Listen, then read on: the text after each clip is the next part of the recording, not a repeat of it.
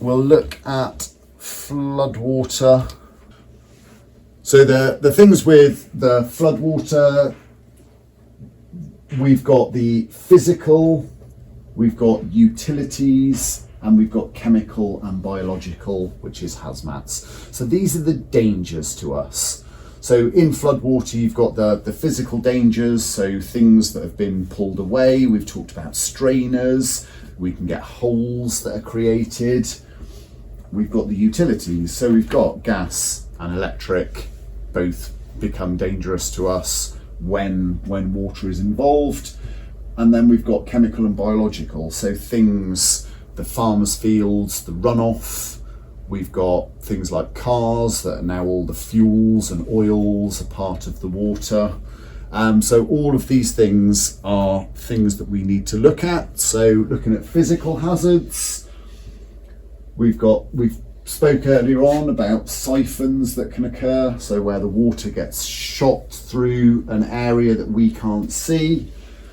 Things like inspection covers, you'll get the manhole covers will lift. Bridges, that big arch that we used to have is now maybe a very small gap with debris all collecting around it. The strainers that we've spoken about, man-made and natural, and also the cold water. Cold water shock, a serious and often underestimated danger that occurs when our bodies are suddenly exposed to cold water temperatures, particularly at 15 degrees C or below. Why is cold water shock so dangerous? Water temperatures under 15 degrees C have a significant impact on our ability to breathe and move. This is a year-round risk in many places. For instance, in the UK, the average sea temperatures are around 12 degrees, and rivers like the Thames are often even colder, even during the summer. When we plunge into cold water, our body's blood vessels constrict. This increases the blood flow resistance and the heart rate, putting an extra strain on the heart. This can lead to heart attacks even in young and healthy individuals. There is also an involuntary gasp reflex due to the skin's sudden cooling. This increases the breathing rate, causes panic, and the risk of inhaling water into the lungs. It is a shocking fact that just half a pint of seawater in the lungs is enough for a grown man to start drowning. If you find yourself unexpectedly in cold water, remember these 3 steps. Stay calm. The initial shock will pass in about a minute. Don't start swimming immediately. Relax and float. Adopt a posture that helps you stay afloat and regain control of your breathing. Call for help. If possible, call for assistance or swim to safety calmly. You can prevent accidents by planning your activities in water. Always check conditions where you're heading. Always know the water temperature and overall conditions. You can visit the Met Office website for current and future information. Wear appropriate clothing. A suitable wetsuit is essential depending on your activity and duration. And finally, use a flotation device. A life jacket or buoyancy aid can be a lifesaver. Our seas and rivers can incapacitate you within seconds, so it's crucial to treat water with respect. Falling into water is always a life-threatening situation. To enjoy water activities safely, stay informed, prepared, and cautious. It's basically there, we're talking about the dangers of the cold water shock. So you have this gasp reflex when you fall into water, and it is just like a and of course you've got then all that water in your lungs. And as he mentioned, it only takes sort of like half a pint of, he was mentioning with seawater, because seawater does affect our bodies in different ways. But imagine having even just half a pint of water being drawn into your lungs. You're not going to do so well. So one of the things that our guys, the reason that we have to train all year round is part of the mammalian dive reflex. So by splashing our faces with cold water, or basically getting into the cold water a few times a year, it helps us to prevent this gasp reflex, which is why some people are fine jumping in the water and some people you do go into this state of shock. So it's just something that we need to appreciate, and if we choose to get in to help others, we're not necessarily going to be prepared for that, and we will sort of suffer very dramatically. The body doesn't react very well with cold water if we're not used to it.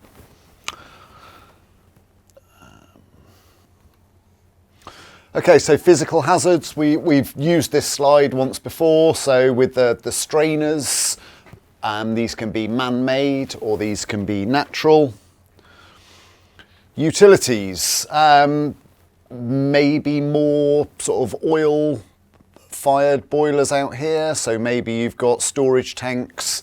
I don't know that we have many sort of natural gas storage tanks in this country. I mean, this is an American picture, but it's the sort of thing that normally quite happily sat on a little pad there by your property.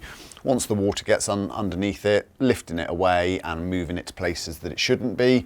So not only has it been moved, but all the pipe work has been damaged as well. So that's causing dangers all around us. We spoke about chemical and biological. So to us, we term this hazmat. These are hazardous materials. So anything like this, we would have to inform the Environment Agency. But for you guys, it's just, look at that. You wouldn't want to be anywhere near it. And I mean, admittedly, that is a flooded scrapyard, but it will be the same for a flooded street. So all of those cars, all of the stuff that's coming off those cars, being pushed out of the engines, I mean, even the road grime that's sat on your bottom of the car, all of that being around you all at one time. And then obviously we're in an agricultural area, so we've got a lot of the farm chemicals that are on the fields, but also the natural farm waste. So all the fields, if you've got cows in the fields, all of that waste is now in that water. So it's something that we have to be very, very aware of, because there's so many diseases that are spread through this contamination. So it's just making sure that we're taking appropriate measures. So thinking about if you are doing patrols and you're out there, I mean, hand gels, it's much easier for us giving these talks now even to our crews. Since COVID, people are quite used to the idea of, oh, well, we've got a hand gel, we'll just use that. So before, getting people to wash their hands before they eat, drink, smoke was more tricky than it is now. So that's the one positive I've found so far out of a pandemic in the UK. So it's just being aware of that. So making sure that we do decontaminate properly. So hand gels are very good, but soap and water is shown to work better, which is why in hospitals they use soap and water to wash their hands. Hand gels are good for when you're out in the field and you don't have soap and water, but there's certain things that the alcohol doesn't kill that soap and water will break down on those bacteria. It breaks down the outer shells to enable them to be flushed away with the water. So do remember, washing our hands, very, very important. But also the clothing that you've worn when you're out. I mean, for us, we have to be careful as a service that we're not taking contaminants from one area and putting them into another. So, for example, we did some training with the police, was it last year, in Chew Lake. So we may well have had our boat and all our kit in the River Avon the week before, with various contaminants and chemicals and natural organisms attached to all of our kit. And if we then brought those over and came to Chew Lake without cleaning it all properly beforehand, we would have taken all those to Chew Lake, which could have dramatically changed the biodiversity of Chew Lake.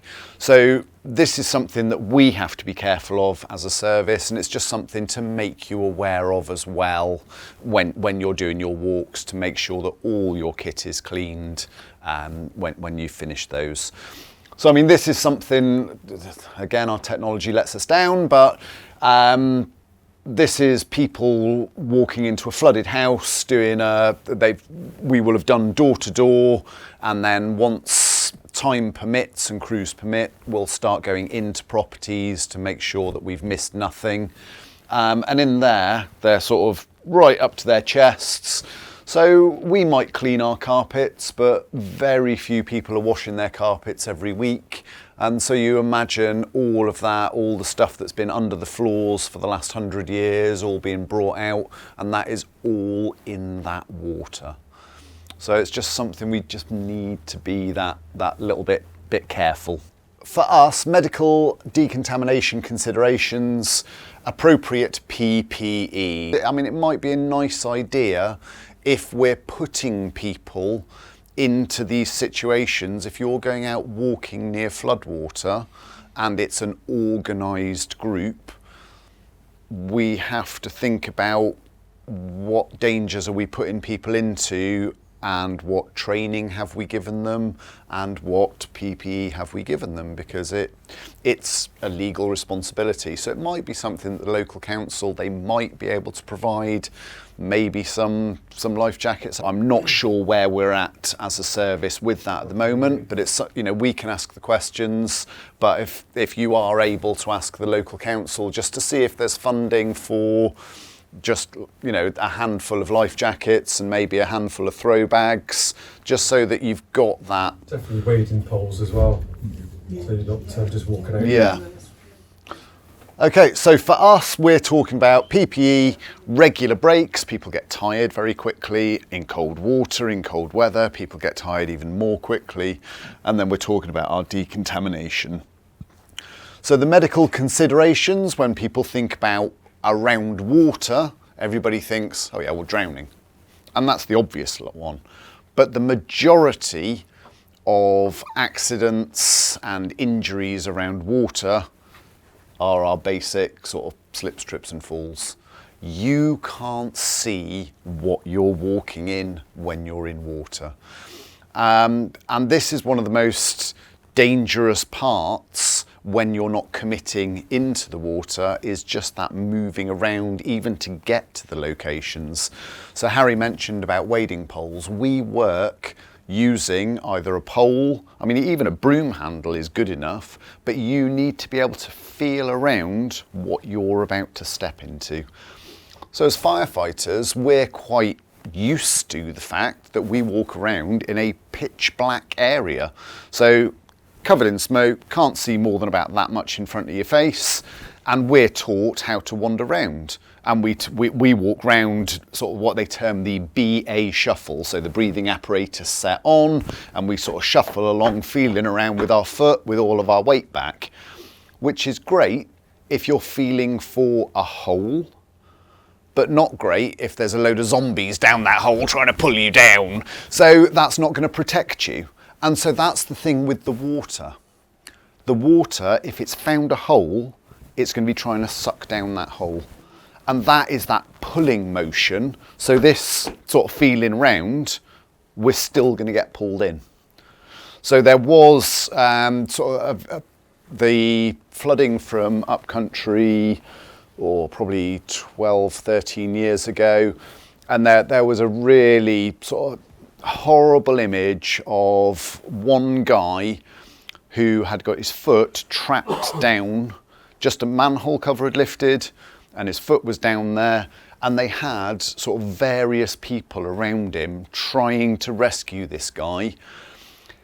And they had the paramedics were there and doctors there, and they were talking about actually amputating his legs in situ to remove him from where he was, because they couldn't physically pull him out. And that's just water going down a manhole cover. That was really, really horrible for, you know, for the fire service up there, because they had no training, they didn't know what to do, they had been put into this situation, and lots of people had ideas, but nothing worked for this poor gent. Now, as a whole, the fire service has learnt from that, and we are doing, so for us, we go out, we train our crews, we train as a whole, as a service, to different levels of water rescue, so that we can understand how that we can prevent this, but also how we can rescue people in those situations. But yeah, so thinking about us as rescuers going out with no knowledge of that manhole cover was something that held somebody down, and even with all those people around him, they couldn't release that person from that incident. So wading poles, not an expensive thing. Broom handle, maybe, is your next best thing. And so that's how we walk in the water. So we feel around before we move. If we're going to be moving sideways, then we'll feel around with our pole before we move. And that means that we're feeling for those holes at all times. So that's the underfoot dangers, things that you can't see, and something that is a big risk to us.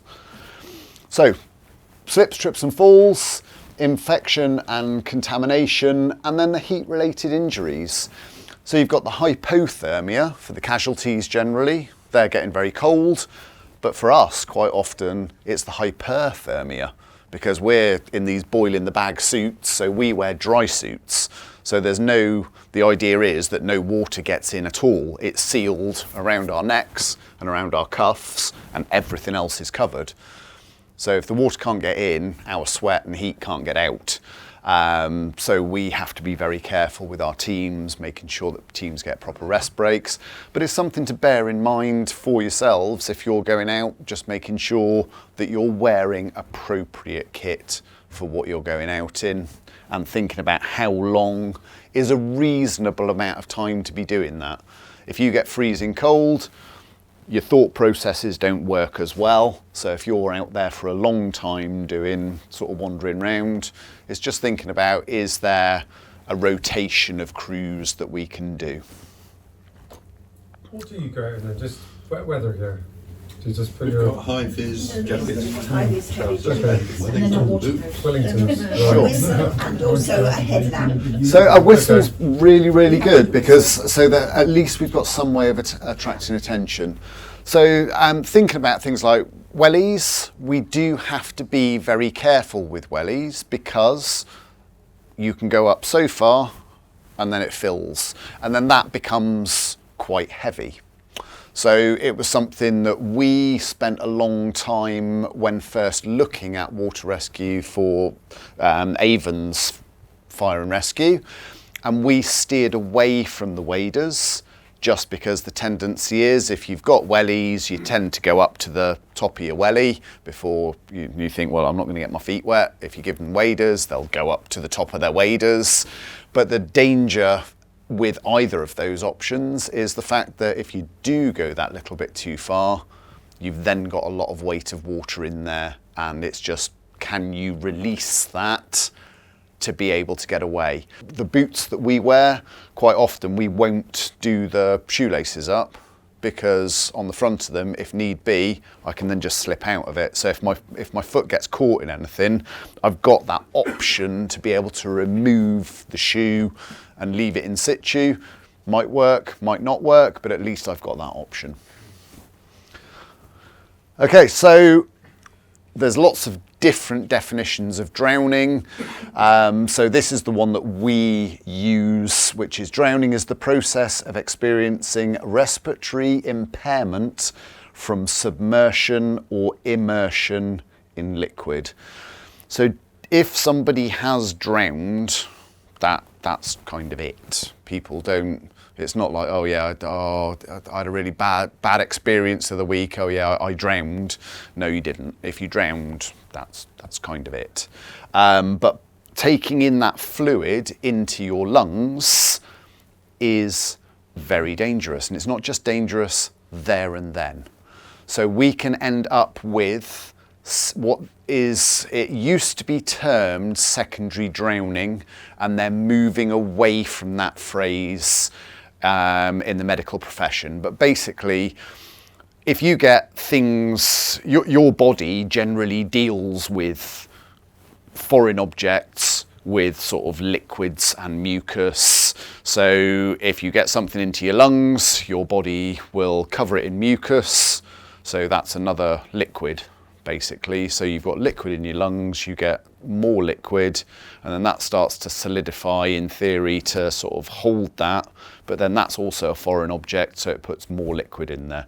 So more mucus to sort of cover that, to try and fight it, because it's a foreign object in somewhere that it shouldn't be. So up to 72 hours, they term that you can end up, basically your lungs are getting more and more liquid in them, and you might not even realise it.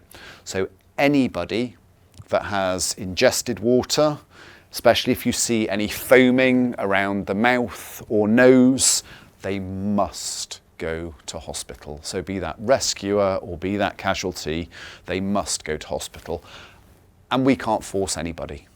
We can't, as the fire service, we can't force anybody to go to hospital, but if they refuse, we have a system that we record that. So we have a patient report form. Any casualty that we touch, be it water, fire, if we get hands on with any patient, we have to fill out this form. So, and one of those things is refusal. So we do try and get details from them, but again, if we've got no details, we've got no details, but that form gets sent off and stored.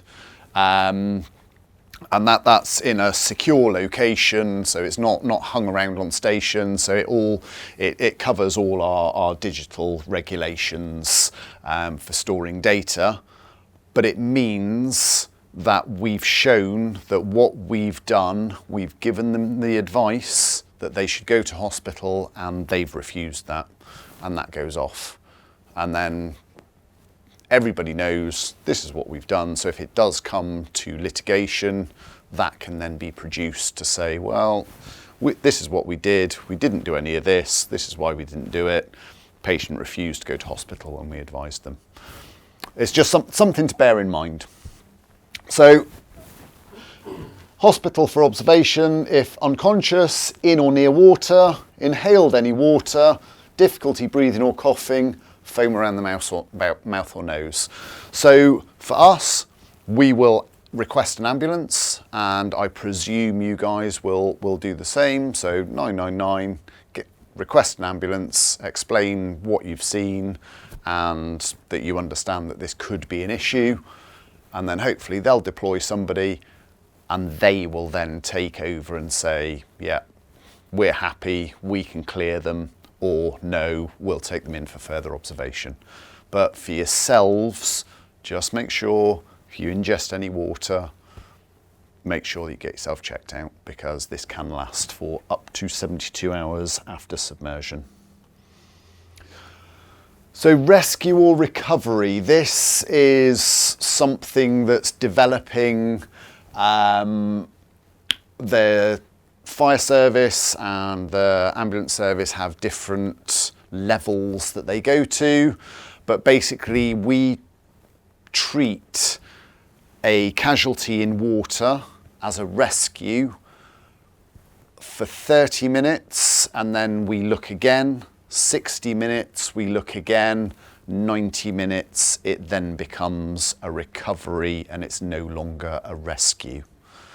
So it's all to do with how cold the water is, how old they are, and whether they are submerged in the water.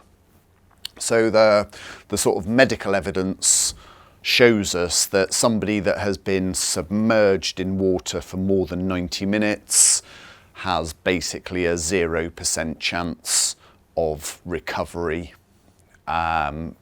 Below that, depending on how warm the water is and how old or young they are, depends whether they have a chance of being brought back to a meaningful life. We won't commit, and it's something that we, the fire service has always looked at. We will risk life for life that is savable, but we won't risk life for life that is already lost. And it's sort of the firefighter maxim from years gone by. We're not just going to throw people in to be casualties and victims. There is no point to that. We look at whether it is a savable situation before we will commit, and we will put our lives on the line to save savable lives, but we won't just throw people in to be more victims. So, a nice list there of lots of the, yeah, so we've got sort of like lots of the bugs and things on one side, and then on the other side some of the lovely things that we can encounter. So I mean, when you look down the list on this side, I mean, a lot of these things you hear connected with sort of food poisoning. So Cryptosporidium, Salmonella, Campylobacter. So these things are about. Poultry can be one of the sources of a lot of these. If we've got, you know, there are birds everywhere in the countryside, you know, so that might be farms, but it might be just birds that are roosting and nesting in the local area. But there's lots of nasties out there. So again, it's going back to the, please make sure we decontaminate, wash our hands before we eat, drink, smoke. That's just a reminder. Most of the traumatic injuries happen within 3 meters of the water's edge. As a fire service, we risk manage. So we look at hot zones, warm zones, cold zones. So the hot zone is the water. Within 3 meters, we wear life jackets, and we can wear standard fire kit, but we'll even undo the chin straps on our helmets, because if you fall in, it can be wrenched off because it will pick up all that water and cause sort of quite traumatic neck injury. And then anything outside the 3 meter zone, that's where I stand now, because I wear these. It's like, yeah, you getting that horrid stuff. Full PPE within sort of the hot zone, that's that PPE. For us, talking about full PPE, that's fire kit, chin straps undone, water related kit. So this is why I'm saying, if you're working around the water, if we could get some life jackets, it gives you that extra level of protection. Hypothermia versus hyperthermia. Hypothermia is quite slow to kill people. So if somebody is very, very cold, we do have time. Hyperthermia is actually worse, because we don't have, you have to sort of cool somebody quite rapidly if they're going into hyperthermia. So hypothermia, where people have got very cold, if we can get an ambulance there, I mean, we'll do what we can with kit that we've got, but a lot of the ambulances are equipped with warming suits, so they can put it round either electrical, or they pump fluids round to slowly warm somebody up. So it's just thinking about that, but it's not something that kills people quickly. So we do have time.